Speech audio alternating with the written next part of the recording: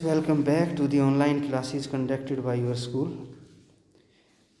हम पढ़ रहे हैं last chapter Evans tries and O level, और अभी तक हमने इस चैप्टर में पढ़ा कि इवांस चौथी बार जेल से फरार हो जाता है। एक सुंदर प्लान के द्वारा, एक पेपर के बहाने जेल से सबको चकमा दे करके फरार हो जाता है।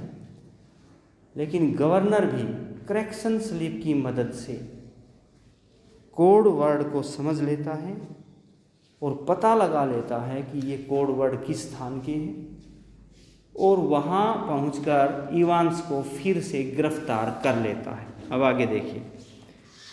जब इवांस अपने होटल में घूम रहा है और अपने कमरे में आता है तो उसको नहीं पता था कि कमरा खोलते ही अंदर जो उसको इंसान मिलेगा वो इंसान होगा जिसको वो कभी देखना ही नहीं चाहेगा। तो उसने कमरा खोलते ही देखा गवर्नर जेलर उसके कमरे में बैठा हुआ है। होटल के उसके कमरे में पहले से ही गवर्नर बैठा हुआ है। Sitting on the narrow bed was the very last man in the world that Evans had expected. इस दुनिया में जिस आखिरी इंसान की इवांस को उम्मीद थी, जिसके बारे में वो सोच रहा था, वही इंसान उसके कमरे में बेड पर बैठा मिला। It is not worth trying anything, यहां से शुरू करना है। गवर्नर ने कहा, सैड दी गवर्नर क्वाइटली, गवर्नर ने धीरे से कहा, it is not worth trying anything, भागने की कोशिश मत करना, कोई फायदा नहीं। इट इज नॉट वर्थ, कोई फ़ायदा नहीं, ट्राइंग एनीथिंग, कुछ भी आजमाने का, भागने की कोशिश मत करना, कोई फ़ायदा नहीं है। As Evans eyes darted desperately, जब इवांस की नज़रें घूम रही थी, डार्टेड डेस्परेटली, निराशजनक ढंग से घूम रही थी, अराउंड दी रूम, चारों तरफ। मतलब उसने जैसे ही दरवाज़ा खोला, अंदर घुसा तो देखा गवर्नर बैठा है। अब वो इधर उधर देखने लगा कि कहाँ से भागूं, खिड़की को से भागूं या कहाँ से भागूं। तो जब उसकी आंखें कमरे में इधर उधर घूम रही थी तो उसको देख करके गवर्नर ने कहा, भागने की कोशिश मत करना, कोई फ़ायदा नहीं। I have got men all around the place, इस जगह चारों तरफ मेरे ही आदमी हैं। Well there were only two really, असल में वहाँ पर केवल दो ही थे, एक तो इवांस था और एक गवर्नर था। लेकिन बोला यहाँ चारों तरफ मेरे ही आदमी हैं। But Evans need not know that, लेकिन इवांस को ये जानने की ज़रूरत नहीं थी। He let the word sink in, उसने शब्दों को, सिंक इन होता है डूब जाना, कमज़ोर हो जाना, कमज़ोर पड़ने दिया। उसने अपने शब्दों को कमज़ोर कर लिया और धीरे से बोला, वुमेन टू, क्या औरतें भी हैं? गवर्नर ने कहा चारों तरफ मेरे आदमी हैं, तो कहा चारों तरफ आपके आदमियों के बीच औरतें भी हैं क्या आपके डिपार्टमेंट की?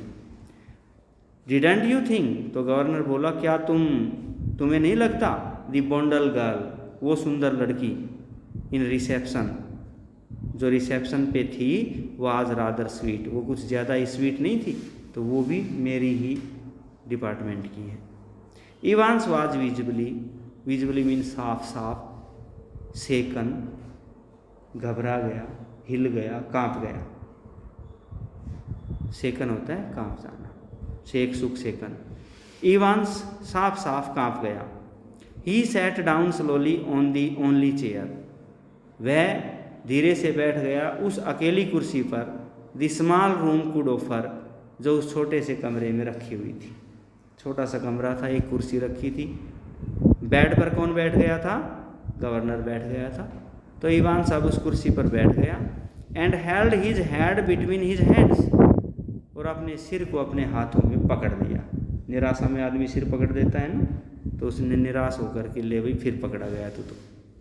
For several minutes there was utter silence, several mean कई मिनट तक वहाँ पे अटर साइलेंस थी, गहरी खामोशी छा गई। कोई नहीं बोला, ना इवांस बोला और ना ही गवर्नर बोला। फाइनली ही स्पोक, आखिर में इवांस बोला, it was that bloody correction slip, I suppose, मैं समझता हूँ, मेरे ख्याल से मुझे ऐसा लगता है कि ये सब गड़बड़ उस ब्लडी करेक्शन स्लिप की वजह से हुई है। जो मैं करेक्शन स्लिप छोड़ के आया था ना पेपर के पीछे, उस करेक्शन स्लिप की वजह से आप मुझे पकड़ पाए, मैं समझता हूँ। Well the governor failed to mask, mask mean छिपाना, the deep satisfaction, satisfaction mean संतुष्टि, इन हिज वॉइस, गवर्नर अपनी आवाज़ की गहरी संतुष्टि को छुपाने में असफल हो गया। अब तक तो वो खामोश था, लेकिन अब हंसने लगा। बोला there are a few people, अरे इस दुनिया में कुछ लोग और भी हैं, who know a little German, जिनको थोड़ी बहुत जर्मन आती है। तू क्या समझ रहा था हम जर्मन भाषा नहीं समझेंगे? क्या जेल में कोई नहीं है जो जर्मनी भाषा को समझ लेगा? स्लोली वेरी स्लोली, भाई नींद नहीं आनी चाहिए किसी को। Slowly very slowly Evans relaxed, धीरे धीरे, बड़े धीरे धीरे, इवान्स रिलैक्सड, शांत होता गया। ही वॉज बीटन, अब तक तो वो घबराया हुआ था, अब वो धीरे धीरे शांत हो गया। ही वॉज बीटन, वो हार गया था। बीट मीन हारना, बीट मीन हारना। इंडिया बैट पाकिस्तान, भारत ने पाकिस्तान को हराया, तो बीट बैट बीटन, वह हार चुका था। एंड ही न्यू इट, और इस बात को वो जान भी गया था कि मैं हार गया हूँ। He sat up at last, आखिर में वो बैठा हो गया। एंड मैनेज्ड टू स्माइल, रुफली होता है निराश होकर के, दुखी होकर के, और दुख के साथ मुस्कुराया। You know it wasn't really a mistake, jailer से बोला आपको पता है, it was not really a mistake, ये कोई हमने जानबूझकर गलती नहीं की थी। गवर्नर ने कहा कि उस करेक्शन स्लिप की वजह से मैंने तुम्हें पकड़ लिया। तो कहा कि सर करेक्शन स्लिप मैंने गलती से नहीं छोड़ी, जानबूझ के छोड़ी थी। कैसे? उसका क्या फ़ायदा था? You see we had not been able to fix up any hotel, आपको पता है हम भागने के बाद किस होटल में जाएंगे उस होटल का नाम फिक्स नहीं कर पाए थे। But we could have worked that some other way, लेकिन हमने इस बारे में कुछ दूसरे तरीके से काम करना चाहिए था। करेक्शन स्लिप के माध्यम से हमने जो काम किया वो गलत किया। होटल का नाम और किसी भी माध्यम से पता कर लेना चाहिए था। करेक्शन स्लिप की वजह से हम पकड़े गए। No the really important thing was for the phone to ring just time before the exam finished. बोला श्रीमान जी, असली बात तो ये थी कि एग्ज़ाम ख़त्म होने के जस्ट पहले फ़ोन का बजना बड़ा इम्पोर्टेंट था। गवर्नर ने कहा भाई तुम होटल का नाम नहीं पता कर पाए, फिक्स नहीं कर पाए, तो और कोई रास्ता देख लेते, तुमने करेक्शन स्लिप ही क्यों की इस्तेमाल की? तो उसने कहा सर इससे एक फ़ायदा और भी हो गया। एक्चुअल में हमें ये नहीं पता था कि पेपर शुरू कितने बजे हुआ और पेपर ख़त्म कितने बजे होगा, क्योंकि पेपर तो लेट हो गया था। इसलिए हमें ये जानना था इस करेक्शन स्लिप के माध्यम से कि पेपर शुरू कब हुआ है और पेपर ख़त्म कब होगा, ताकि हम अपनी प्लान को लास्ट टाइम में 2 मिनट पहले उसको इम्प्लीमेंट कर सकें। You see we had not been able to fix up any hotel, आपको पता है कि हम कोई होटल फिक्स नहीं कर पाए थे। But we couldn't have worked that some other way, लेकिन हमें इस काम को किसी दूसरे तरीके से करना चाहिए था, करेक्शन स्लिप से नहीं। The really important thing was, असली जो महत्वपूर्ण बात थी वो थी the phone to ring, phone का उस समय बजना just before the exam finished, exam के जस्ट ख़त्म होते ही फ़ोन का बजना ज़रूरी था। क्यों? To get everyone out of the way for a couple of minutes, ताकि हम कुछ मिनट के लिए सबको आउट ऑफ वे कर दें। बाहर कौन था? स्टीफन। तो फ़ोन बजने का कारण ये था कि स्टीफन 2 मिनट के लिए चला जाएगा और ये तुरंत अपने कपड़े चेंज कर लेगा और अपना खून वगैरह सिर पर डाल लेगा। So we had to know, इसलिए हमें पता करना था exactly when the exam started, कि एग्जैक्टली एग्ज़ाम कब शुरू हुआ है। डिडंट वी, क्या हमें ये पता नहीं करना था?